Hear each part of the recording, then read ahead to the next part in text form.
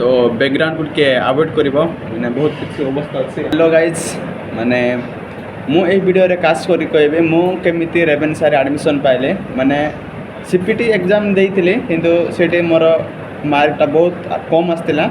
तो मते आशा नथिला कि मु एटी पाइ बोली माने पास्ट टाइम कॉलेज गुडा सिलेक्शन करथिले उत्कल रे ओटे आ रेवेन्सा रे आ बरहमपुर यूनिवर्सिटी आ तीनटा सिलेक्शन करथिले माने मोर ये रहतिला ए तीनटा कॉलेज रे जेमते भी एडमिशन करी बोली मोर ये थिला हेले सीपीटी एग्जाम रे मोर बहुत कम मार्क आसिला तो मते लागिला कि उत्कल रे तो पाइ हेबनी आउ रेवेन्सा रे भी पाइ हेबनी आउ बरहमपुर यूनिवर्सिटी भी पाइ हेबनी मते आउ भरोसा नथिला पाइबी बोली कि हेले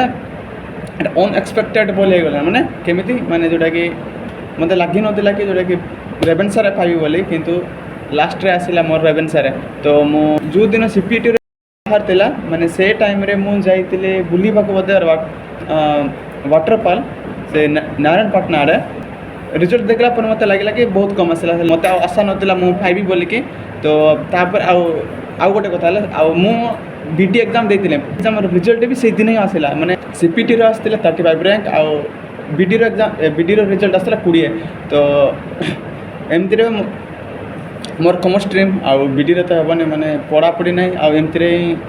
दे देतिले एग्जाम आ खुशी पाई गोटे आ तो सेमते के आ एबे मु अछि रेवेन्सा रे किंतु दुखर कथा हला मते हॉस्टल पाइली नहीं तो सेटा गोटे तो